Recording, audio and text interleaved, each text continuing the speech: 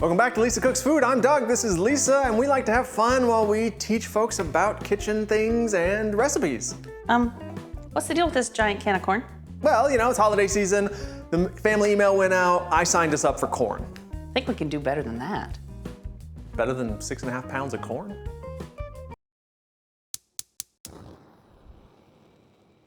The group texts and emails are in full swing for holiday meal planning. Maybe this is your first year at the adult table and therefore your first year to contribute to the potluck. Or maybe you've watched our videos and you think, you know what, I can do it this year. Or maybe your family has watched our videos and said, you know what, you need to do it this year. Today we have 9 tips to help your holiday potluck debut go perfectly. And after that, we'll explore some recipes at various skill levels to get your creative juices going. So our first tip is to choose something traditional.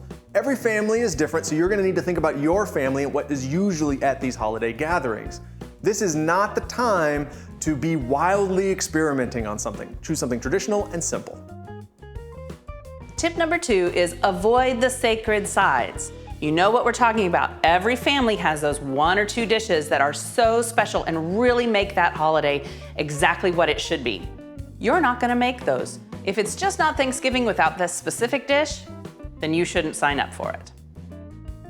Tip number 3 is to avoid things that are made by the same person year after year after year. If your favorite aunt always makes the green bean casserole, don't sign up for the green bean casserole. Clearly she enjoys it, let her have it, because it may not be quite as good, and then family's going to be upset, and then she's gonna post about it on Facebook, and it'll be vague, and you'll be like, is that me? Yes, it's you. Now these first 3 tips really hem you in from all sides. There's a very narrow group of things that you should sign up for. You want stuff that's traditional, but not too traditional where it's become sacred or the same person makes it every year. We brainstormed some recipe ideas from the American tradition, and we broke them down into categories based on skill level. The first skill level we're calling skill 0, and we all start somewhere. Skill 0 is when your main dinners may consist of microwave dinners, or maybe you don't own a can opener or pots and pans. At that point, your best bet is to go to the store and buy something outright. Good store-bought holiday items might include bread, pies, canned cranberry sauce, and drinks. Choosing a bread can be as simple or as fancy as you like. The key is to go to the bakery the day before or even the morning of, as long as you know that the bakery will be open on the holiday, and choose a loaf of bread that looks beautiful and will serve enough people. I like to sign up for drinks because you can buy them anytime in advance, and all you've really got to do is figure out the right drinks, whether or not it's wine, beer, or soda, and just put them in the fridge beforehand and bring them chilled to the party. Canned cranberry is one of those things that you might be able to bring, but some families, cans are a no-no. So be sure you know which family you're part of.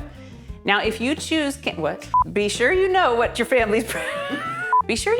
family's preferences are. Canned cranberry sauce couldn't be simpler. You simply open the can, slide the cranberry sauce out, and look at these lines.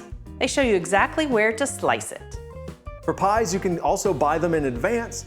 Follow the instructions on the pie itself for heating or cooling, and then you may need to also provide some whipped cream for them as well.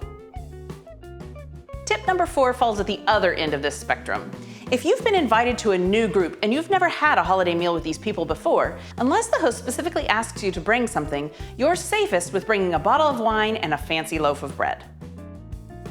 Tip number 5 is to claim it early. When that email comes out, you need to jump on it quickly. Get your name out there, choose the thing you can while the field is wide open. You have the most possibility of success. If you wait too long, you may have to ask the host where there are gaps in the menu, and that may be stuff you're not as comfortable with. So get there early to claim your steak.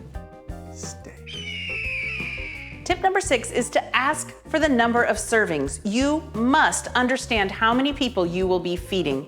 Don't show up to a dinner for 20 with 1 can of corn.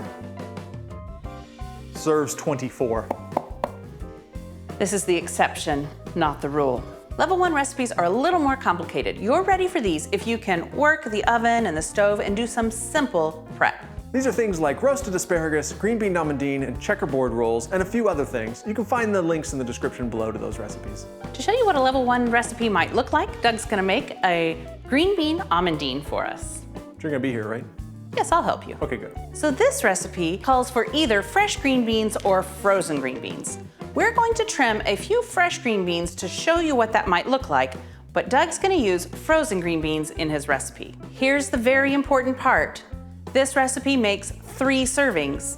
I'm guessing there will be more than 3 people at your holiday dinner, so you're going to need to multiply to come up with the right amount of green beans for everyone to have some. Okay, so for fresh green beans, we have a stem end and this little tail end. You could leave the tails on if you want, but the stem end needs to go. I would normally trim both, and I just line up. I'm gonna have you line up 4 or 5 together, and then use the knife to kind of push all those to one end, and then trim off the stems and tails. Try not to scrape the knife across the board. Turn them around if you need to, and line up the other ends. So then these scraps will go in the dog food bin maybe, or in the compost. And then you can trim these to whatever length you feel is right. Some people like long green beans like this. I do. Some people like them shorter, so you can choose the length. Following along with the recipe, we're going to cook this bag of frozen green beans according to the package directions.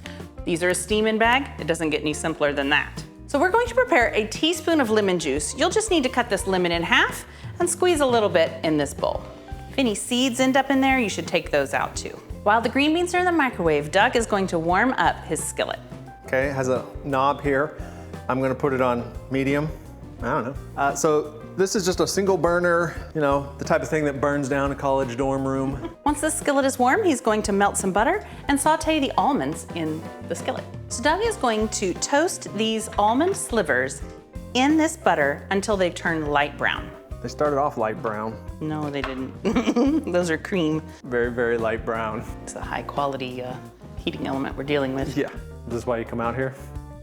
This. Once they start to brown, they will go quickly because the nuts have gotten warm. All right. This is a good time for you to pour the green beans into the serving bowl. Nope. These scissors suck. All right, so these almonds are done and they should be removed from the heat, and we're going to add our lemon juice. Okay.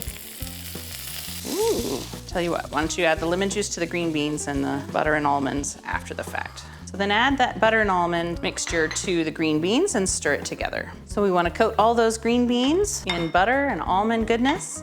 We'll give them a taste and add any salt and pepper that we like. We'll add a little pepper. See, I made this all by myself. Definitely when you're choosing the amount of salt, you want to undersalt so that people can add more at the table. Green beans, I don't know.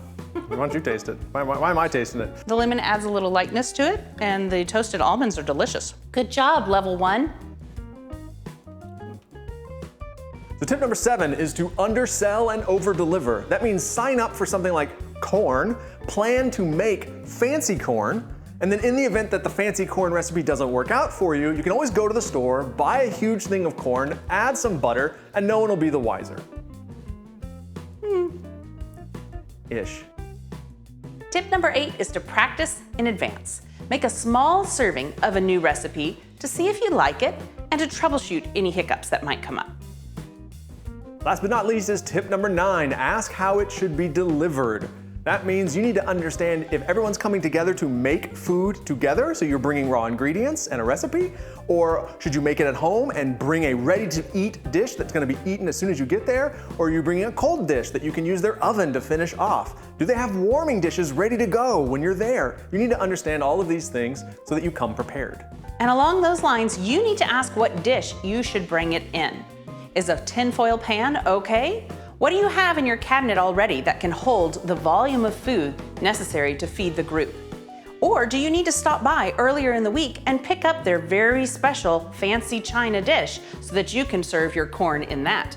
The fanciest china corn. Now the last grouping of our beginner recipes is level 2. This is where you have basic knife skills, you're comfortable with the oven and the stove, and you're ready to move beyond just stir and heat recipes. These recipes would include things like butternut squash, mashed potatoes, even mashed sweet potatoes. You'll find those recipes down below in the level 2 section.